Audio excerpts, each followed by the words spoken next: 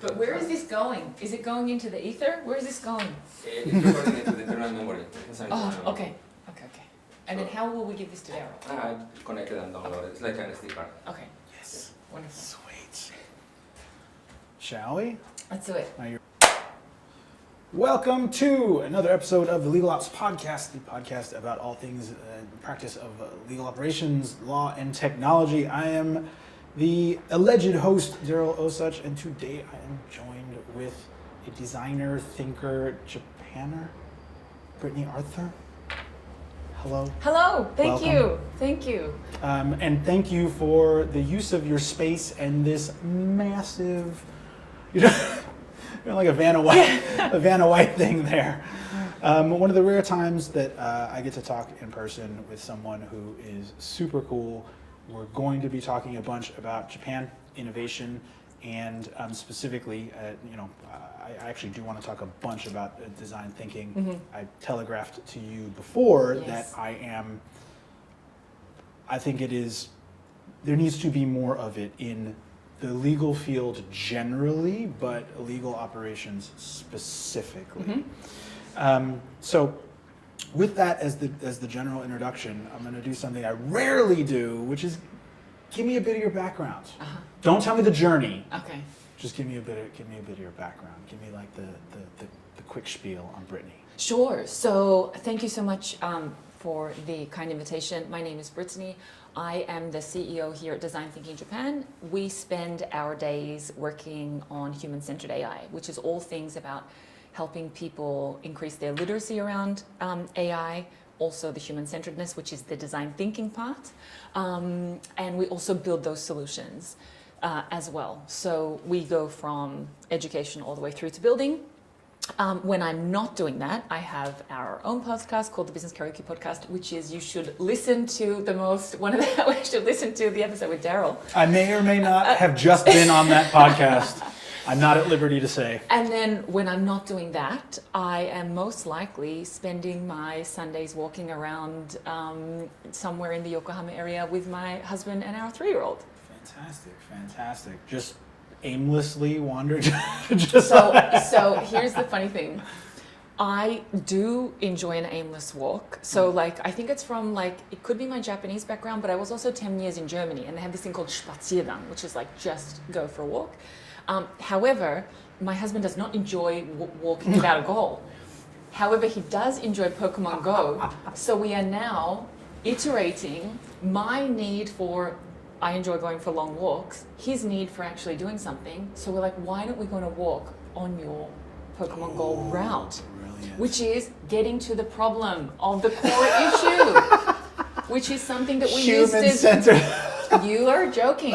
You think I'm joking, but we honestly, it is the when you fully embrace design thinking, as in what's the issue behind the issue, i.e., going for aimless walks and not wanting to go for aimless walks, which as legal professionals, I could imagine that you have party A and party B who want opposing things. I want to go on an aimless walk. My husband does not want to go on an aimless walk. What do we do? Do we halfway go on an aimless walk and then the other half not? What is do you go half and half? That's a hard compromise. What do you do, right? How do you compromise? If you want to watch 2 movies, do you watch half of one movie and half of the other? What do you do? And once you kind of fully embrace this, you'll see that it's not just something that can really accelerate your business, but it can also transform, honestly, how you personally see things and those around you. How's that for a turnaround, right? Incredible. You've clearly been doing this way longer than I have. By the way, I'm a huge advocate of the aimless walk. Mm-hmm. I am a fierce defender of the aimless. But my reasoning has changed over my lifetime. Mm-hmm. Originally, as a young professional in my early 20s, I didn't smoke cigarettes. Mm. And I would always see people take smoke breaks. And then I would be like, well, we just accept this, but I don't smoke. I'm going to walk.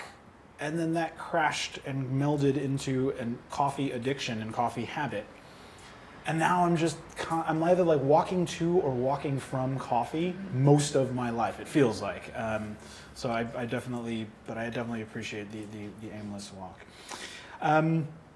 So we will talk a bunch about sort of human-centered thinking, problem solving, etc.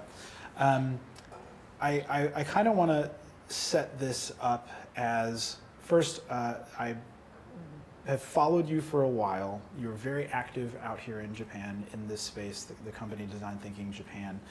I attended a kind of a discussion it was called Human-Centered AI and Coffee. You know why? What? You know why? Because I love Jerry Seinfeld. And he has a show called Comedians in Cars Getting Coffee. Yeah. And I was like, I want to talk about human-centered design, but I want to do it in the morning because we have a 3-year-old and I'm not doing like afternoon or evening drinks. Yeah. And I also want to drink coffee. And I was like, I'm just going to do what Jerry Seinfeld did, which is human-centered AI and coffee. That's why it's called that. That's absolutely brilliant. Also, this sounds just like a mechanism for you to enjoy coffee with other people, which I appreciate because that sounds exactly like something I would do. I attended this workshop. I absolutely loved it. I thought that not only hearing kind of peers from many different functions in this space across different corporations in Japan, a guided discussion on some of the generative AI related sort of problems, challenges, etc. I appreciated the thought, I guess, and the actual kind of leadership, but also just hearing from peers, knowing, oh, it's not just me, right? So I absolutely loved it. How long have you been doing Design Thinking Japan? And how long have you been doing the Coffee and Gen AI chats? So I'll go backwards. You were a part of the inaugural Human-Centered AI and Coffee. You were part of the inaugural Human-Centered AI and Coffee precisely for the reason that you described, which was there's a lot of discussion around what of the AI things, what should we build, which agent, etc. But there's not a lot of taking a step back and thinking like as a system or as an environment, as a society, what do we want to do, what do we want to achieve? There's not a lot of that discussion. And we were like, I've always been the, if it doesn't exist, create it type of person. Hence, we developed the Human-Centered AI and Coffee. We've been doing design thinking in Japan almost 10 years. So 2017 was when we initially came to Japan with human-centered design, but we'd had a different approach where design thinking was very, I would say, had a lot of popularity as this kind of new approach to innovation. And I thought something similar to what Daryl, you mentioned in our previous episode, which is I wonder how a word might change things. And as legal professionals, I'm sure that you can appreciate that changing one word and one reframe may make a big difference.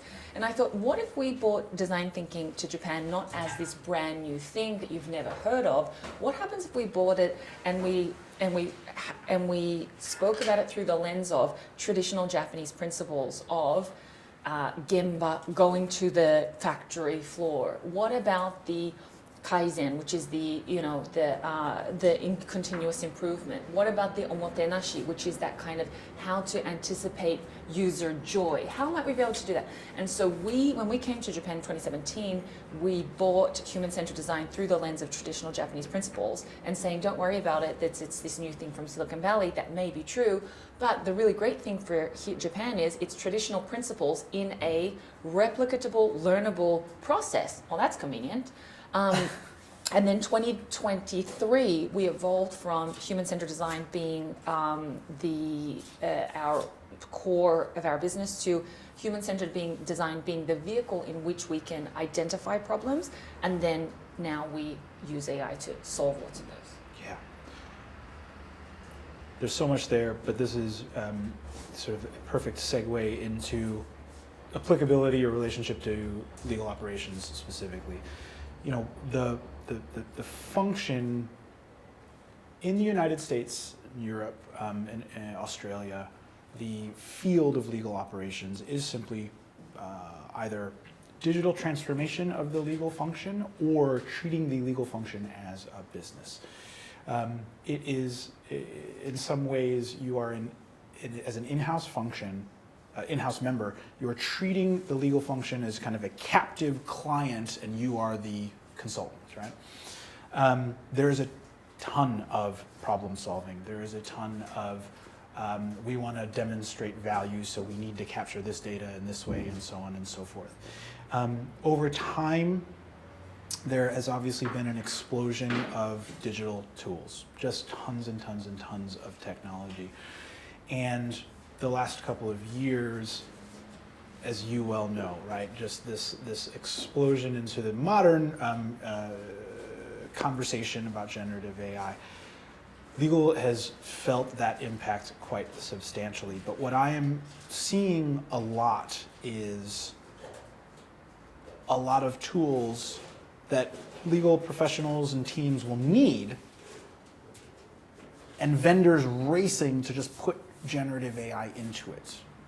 The same way that it was like blockchain everything. It was blockchain everything. Put blockchain in the title of our company because there was this wave.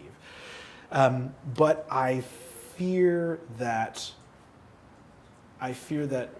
a lot of people, either on the vendor side or even in-house teams, are jumping to focus on a solution, literally in some cases a platform.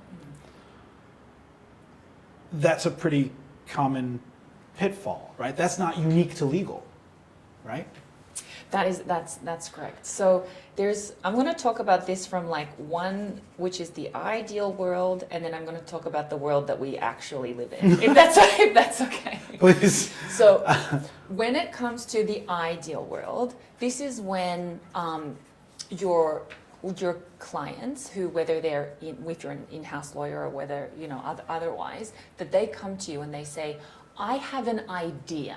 I would like to either acquire this company, I would like to open a subsidiary here, whatever it is, whatever their idea is. But in an ideal world, they come to you at the beginning, at the very beginning of the entire project. And then you're able to say, oh, this is fantastic. Let's co-create the path as to what it is that you're trying to achieve with this particular new subsidiary or with this acquisition.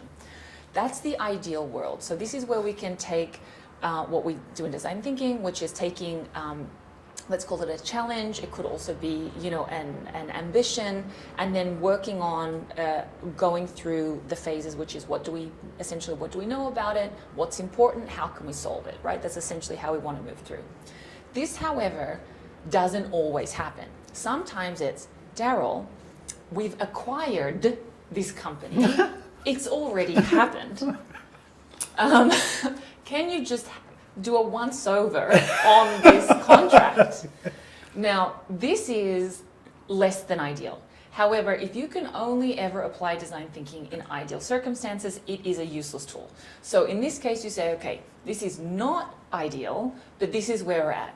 So then you would say, okay, this has already happened. You've already acquired the company. Then the question is, what is our best case scenario here? What do we really want to get out of it? What's, let's say, our most beneficial outcome, whatever that might be. So design thinking, when it comes to rushing to the problem in an ideal world, when there's something new, whether it's a new business or a new project, that you would be at the very beginning of the process as like the legal function, walking the client through how to the discovery of that, and then in the execution. But if that doesn't happen and they give it to you kind of like as is, that doesn't mean you have to lose hope and say, okay, well, there's nothing to be done here. It's about how can we, and the legal field is very well known for this, which is how might we be able to identify what's the core issue here, silence the noise, focus on the core issues, and then that enabling that to determine your next moves, rather than do this thing. Okay, we can do the thing, but what do we need it for? Because if we don't understand what we need it for, there may actually be 10 other ways to do this if I understand what's your real core need behind the initial acquisition, for example. Yeah. So, taking notes.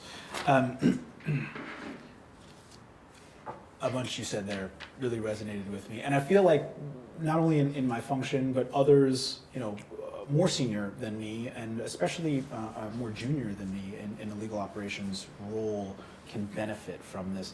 The concept of ideally co-creation, ideally coming early, there's numerous benefits. One is you can really kind of be involved in all of the early iteration and understand the problem before a bunch of noise enters the equation. Also, in my head, in this conversation, that co-creation in a legal operations function happens across the business. You can't just say legal did this, we bought this tool, please use this. That's not going to work. That will lead to very poor adoption. That will lead to some failed projects. So the actual sort of pure co-creation involves looking at all of these stakeholders that are affected by this process, this tool, et cetera, mapping them out, talking to them, understanding, going back to, is this the real problem, et cetera, is absolutely vital. The real approach, right, in the field, which often happens, is something very, very different. And I appreciate the ideal versus real sort of framework. I really appreciate that there are often, you said, other ways to solve the problem, basically. And this is increasingly, I think, problematic.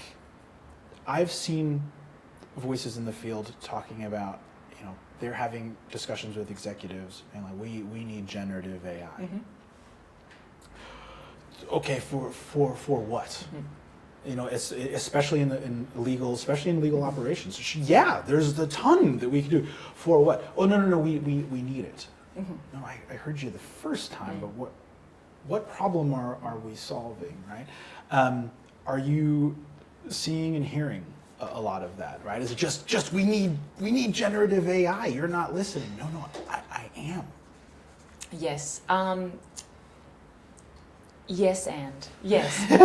So let's unpack this a little bit. The answer is absolutely.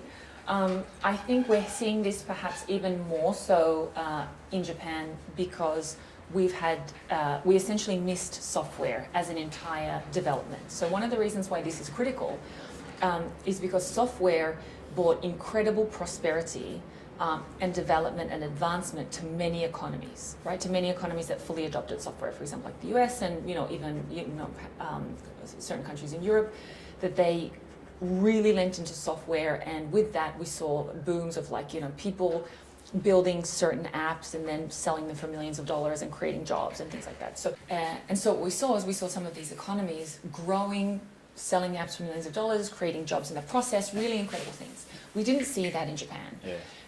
There's many reasons as to why that may be. However, rather than going down that rabbit hole, what I would like to share is how exciting that this next chapter can be because of AI being able to live anywhere. An app lives in your phone, an app lives in your computer. AI can live in this TV, it can live in the lights, it can live in this table. Now, if we think about hardware and manufacturing and building things really well, who comes to mind? Japan, obviously, right? So Japan has an incredible opportunity when it comes to the physical part of the physical AI. So I think used well, AI can in fact be the leapfrog for the Japanese economy to just not worry about software.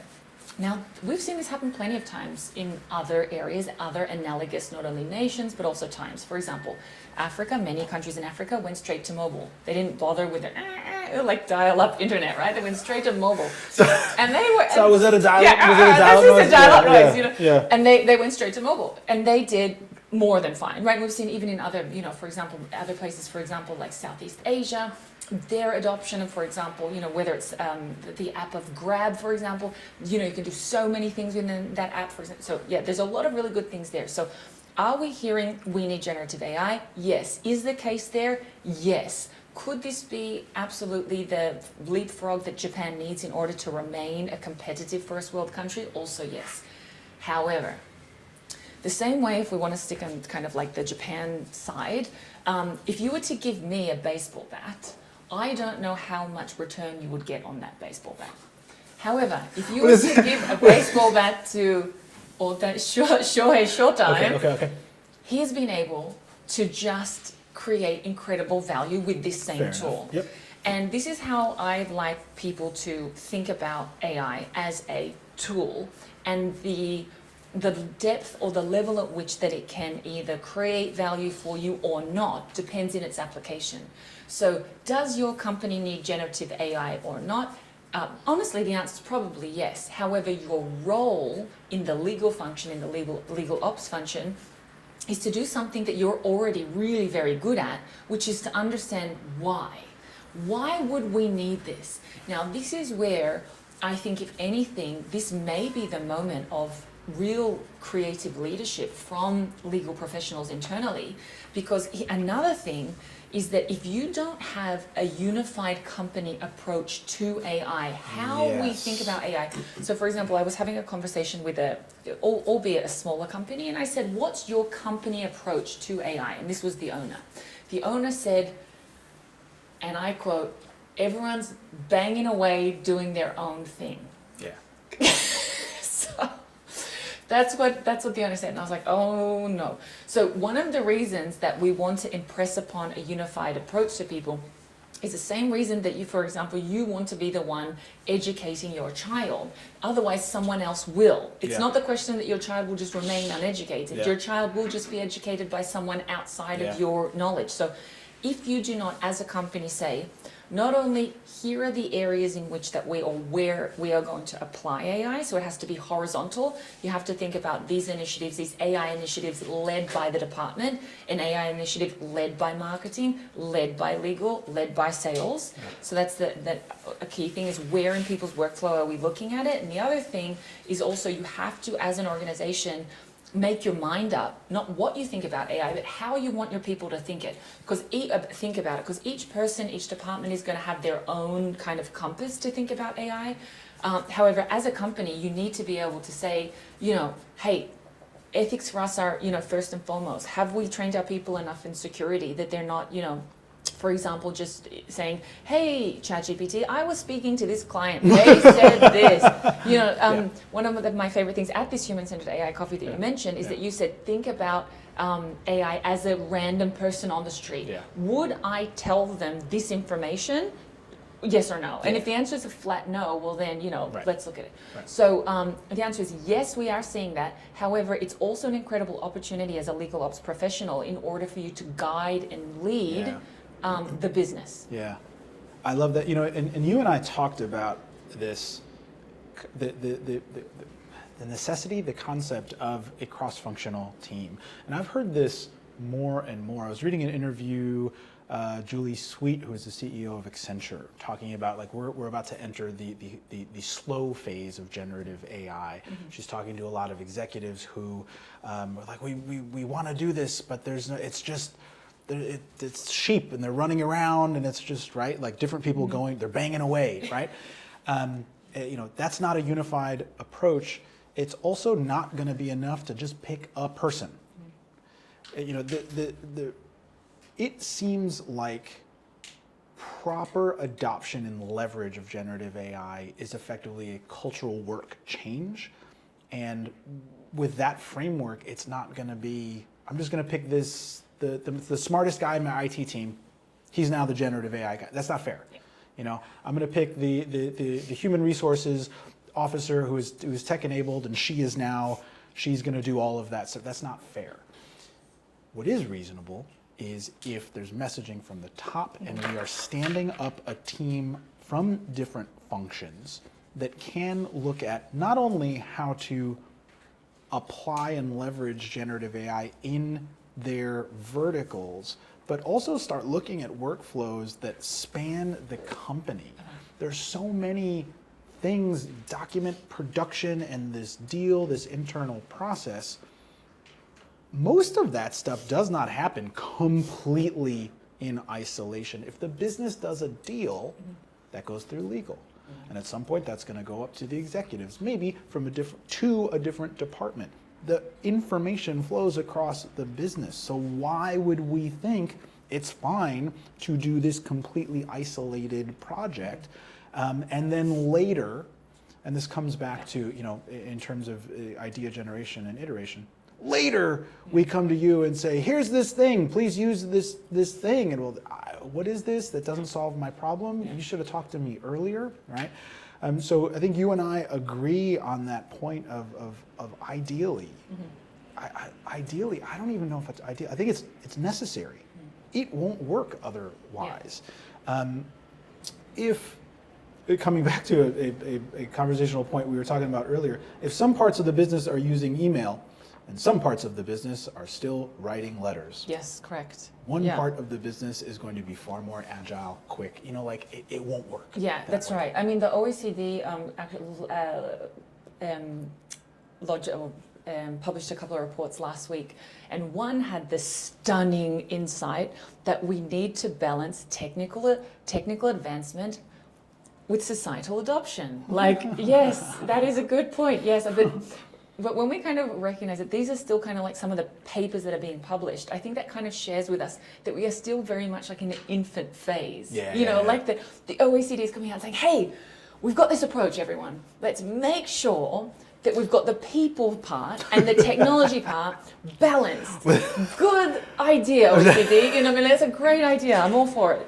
However, if we break that down into kind of a more usable framework, one thing that I like to look at is the minimum viable literacy of something. Now, we've already agreed as a society that an MVP, being the minimum viable product, has certain value, right? That enables to get people to either get investment or to kind of get a project moving. And I think the same thing is with literacy. It doesn't mean that you think, oh my gosh, and if you tell a lawyer you're gonna have to go back to law school, they go, oh my God, I'm done with school. I thought I didn't have to go back. It's not about going back to school as such. If anything, it's about how to rethink your own role in the organization in this kind of new world. And I'm a deep believer that has to be you. You cannot have that, like you can't have, as you kind of mentioned, these isolated, lone wolf, semi kind of like tech adopted people, leading the organization. Now, I think there's a couple of reasons or a couple of ways that we can look back into the past and see why that wouldn't be a good idea. Imagine if we go back to the time of electricity and we had a village, and most likely there was probably one house that had an electricity first, and then it expanded, right? And I think this is the same thing. If we are going to have, there may be, let's say your AI confidence in your organization or your AI initiatives may start with somebody, that may be the case, but it can't remain with that person. And I think that person has to be more of a lighthouse, as in like, oh, hey, electricity looks pretty good. That person is eating hot food in the night. That's cool. Or like they look much safer than my house.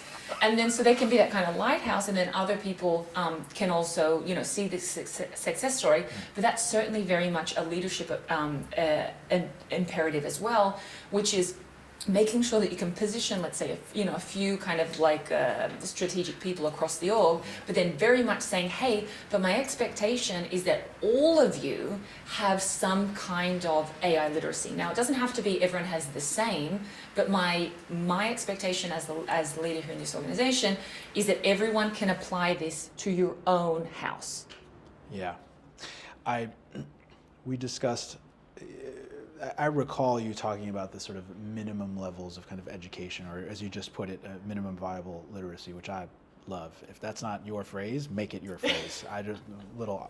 Anyways, and I think that we were talking earlier about education, and increasingly I feel that certain battles are not about a tool. It's not about process optimization. It's just about, you do see that this saves time. I mean, it doesn't feel like, the numbers are on the screen, that this leveraging this tool this way saves a bunch of time, right? It feels a bit more like, an educational battle. To your point, that this minimum viable literacy, I think is super critical. By the way, I do not think that minimum viable literacy is achievable with flat, one-way YouTube trainings. Mm-hmm. Knocking YouTube, right? But people got to use the stuff, right? touching back on something that you raised several minutes ago, which is kind of, cultural frameworks, out here in Japan, kind of gemba, going to the site, being there, kaizen, actually iterative process, marginal improvements, etc. You gotta learn, you gotta apply. I know we've both been in Japan for a while. What is your sense of, I feel that often there is a weight placed on certifications. I went to the training, I know, I got it, and I put it on my whatever the CV, and I went to the training, as opposed to, and maybe this is a personal opinion, but sometimes in Western countries it's that fail fast. It's just try stuff, do the thing, and in that then you learn. Can you comment on sort of those frameworks, but especially in terms of minimum viable literacy? You got to do this stuff. You got to use this stuff. There absolutely is a necessity of the doing. So while we are an AI company, the thing that makes us different and our project successful is not the AI, actually. It's before anyone talks about AI, we sit down, post-it some pens in hand, and we say, where do you want to go? What do you want to achieve? Now I'm going to throw you a curveball, which is one thing that I had not, I don't want to say perceived, but I had not banked on when it's very clear that generative AI is going to save this person 40% of their day or 40% of their workload. One thing that I had seen as a little bit of resistance in Japan that I hadn't seen in other areas is, holy guacamole, what am I going to do now? And this is where the human-centered design comes in, because because they've been doing such busy work for so long, they haven't even had a moment to think, what could I be doing? What could be the value that I could be bringing? Now, we've seen this certainly in the legal operations field, but let's even, for example, take a very real case in finance, which is the Goldman Sachs CEO said 95% of our work is basically AI. Which now means that, does that mean you do 5%? No, it means that 100% of your work is now in the 5%. And this for me is something really interesting, which is, as a legal professional or as someone that has been, let's say, you have been bogged down for many years in the busy work, now's a chance to take a step back and think, what would I like to do with this time? Now, this conversation is not an easy conversation to have. It is super tricky. You are dealing with humans. It is peeling the onion. There's a lot behind it. And so this is where the concepts of human-centered design and design thinking, being empathy first, is really important. When you're sitting down with someone and I know we're going to save them time, but that's not my goal. Back to what's the question behind the question. My goal is, how can this person leave feeling more confident, more excited, more creative in the work that they do, right? So this is super key. Now, confidence is not through looking at yourself in the mirror and saying, you can do it, you can do it, you can do it. But you can. You can do that. That's one element, right? But it's also through reps. It's through, I've done this before. I did it yesterday. I could do it again today. And then if you do it on the third day, I've done this 3 times now. And so that's kind of how you can build up your confidence. So when it comes to human-centered, what I call human-centered AI, which is using design thinking to identify a problem and then AI to solve it, it's very much about how can I get some reps on the board that helps me feel confident about something. Now, the way not to do this is to go to leadership and say, I want to implement this with our largest client and spend all this money. They'll be like, sit down, no thank you. It's about how can I implement it in small ways firstly in my own work. And then maybe, my boss or my team might look and say, hey, Daryl, super interesting how you've approached that. Can you show me how you did it? And then slowly kind of build out. And I think that's a really great way to approach it in Japan, which is you will be surprised about the conversations that actually do come out to when you ask the problem, when you find the problem behind the problem, right? So when the problem is, oh my gosh, I have all this busy work, okay, but when you really understand what the problem is for that person behind that, that's super interesting, and that's very much where I would really impress upon people. You really need to go in with an open mind, and that really leading with empathy, because you will be surprised about what it might bring up for that person. And then the doing part of design thinking and the doing part of AI is so key. Not only just for organizational confidence, but also confidence in yourself. So try to find ways that you can implement it without having anyone to sign off on it. How can you just begin without needing anybody's hanko? Just begin in a way that's doable for you, and then people will clearly see the results and then say, oh, tell me how you did it. For our listeners who are not familiar with Japan, the hanko is still the physical stamp that for large approvals you will need several of for any project to go forward. I wish I had a giant conspiracy theorist whiteboard, because a bunch of things, because a bunch of things we're talking about now are starting to come together in just like a really, really nice way. You know, confidence through reps. Actually doing the thing, but then this sort of small scale person or sometimes a team can serve as the lighthouse. And I think there is, in the legal operations field, we often talk about, you know, the incredible value of just the right PR, like magnifying, and I hate this phrase, everyone knows, little wins. Magnify the little wins.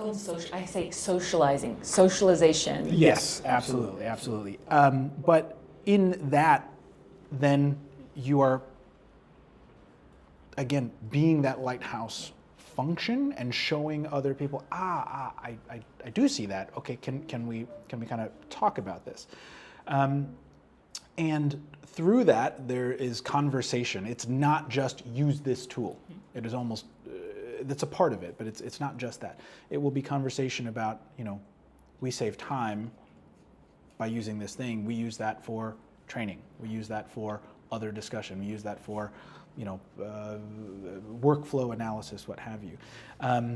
And that conversation is, you know, is difficult but valuable, again, and it is quite literally human-centered. And this kind of process, even my gestures are circular. This is, again, coming back to very well-known Japanese concepts of Kaizen, which, fun fact, the Julie Sweet, CEO of Accenture interview I just mentioned, she also talks about basically the application of Kaizen with respect to generative AI. So it's are you talking to her or is she talking to you? One of you is talking to one or the other. I think that there's a lot of synergies, a lot of sort of related concepts that are super valuable. And I also think that these are things that can and should be considered for legal operations professionals, right? Something you said there, and I don't know if this is unique to Japan, but something you said there just made me laugh, which was if you're gonna come present to internal stakeholders with this massive, large-scale project, you're gonna get a little bit of like, appreciate your effort, but we got some other things to do, as opposed to things that don't need sign off, that have demonstrable efficiencies that you then socialize over time. I mean, that, you know, there's cumulative gains. That ball will get rolling, and that is, again, that is small scale Kaizen, but it is that. It's true, and it's really, really powerful, and that's something that in this field and this function, I know that this is not unique to Japan, of we don't have the budget or support for this massive tool, but you can start to pick and choose some efficiencies, you know, start to curate tools, and it comes right back to kind of that lighthouse function, which I absolutely love. Yeah. I saw you jotting down. Go. So maybe the Julie Sweet thing, she and I have the same haircut, so maybe that's like the thing where you're like, I wasn't sure which one it was. So Kaizen also sometimes gets like a little bit of a bad rep in the sense that like, oh, well, Kaizen is just doing like the same thing and it could be wrong. Yes, which is why design thinking is so important, making sure that we identify what the right problem is. So it's not Kaizen for the sake of Kaizen, it's coming in with human-centered design, which is making sure that we're solving a user problem, back down to, at the end of the day, many of us are advocating for internal budgets, for even just attention, just how can I get on your calendar? How can I get just even 30 minutes on your calendar? And if you say, I've got this AI solution, people go, whoa, you know, like that's, I can't even begin with that. So what we want to do is we want to lead with what's the problem. As in, I have, I've identified a business need. We often say that people don't come to us like with AI problems, they come to us with people problems or business problems that we can solve with AI.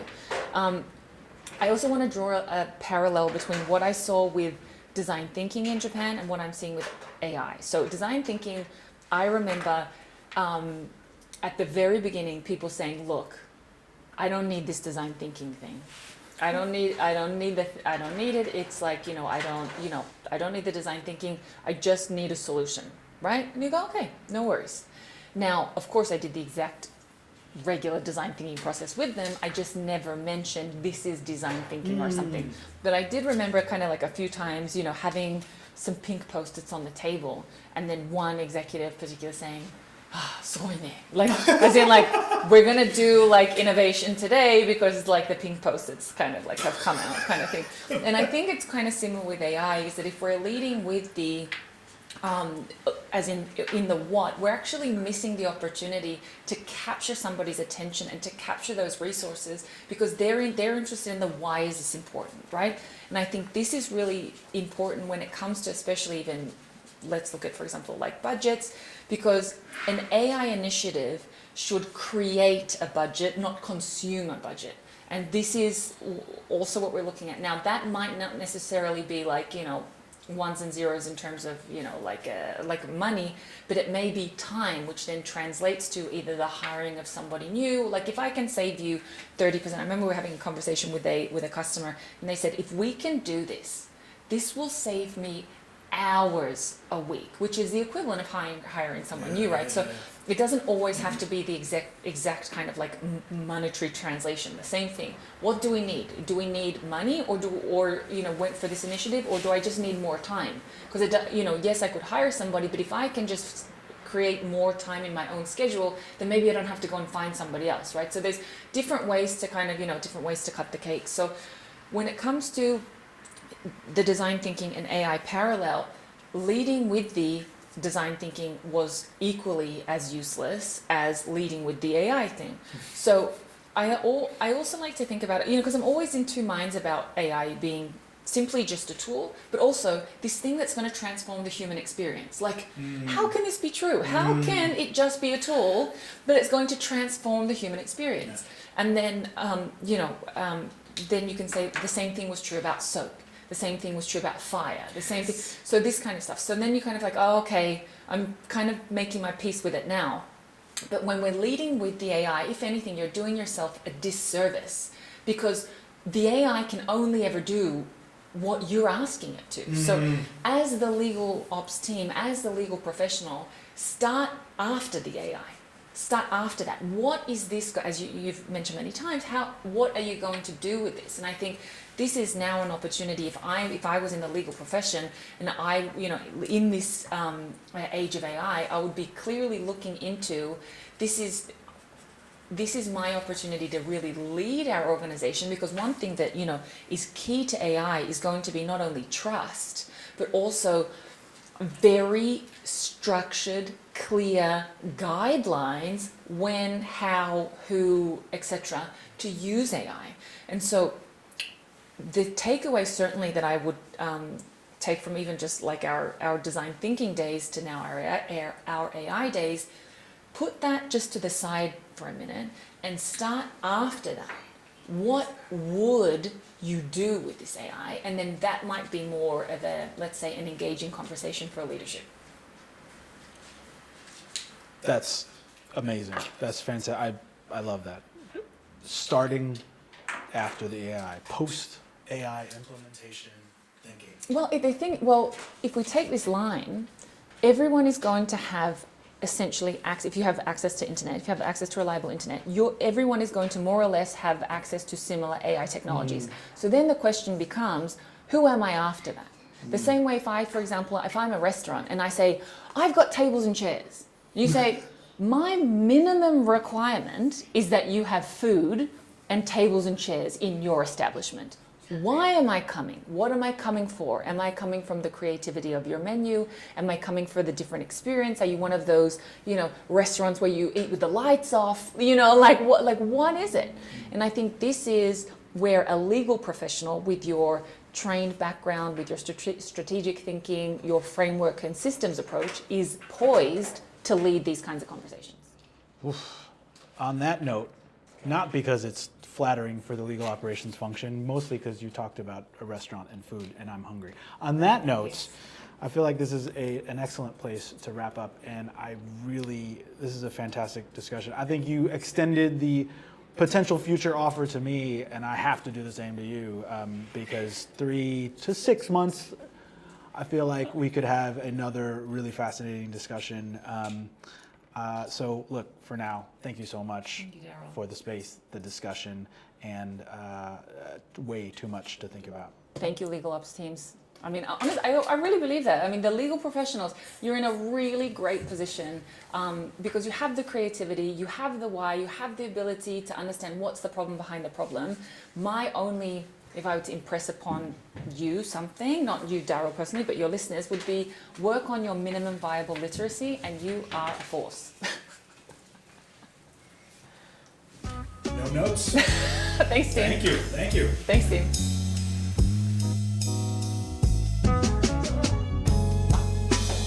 Alrighty.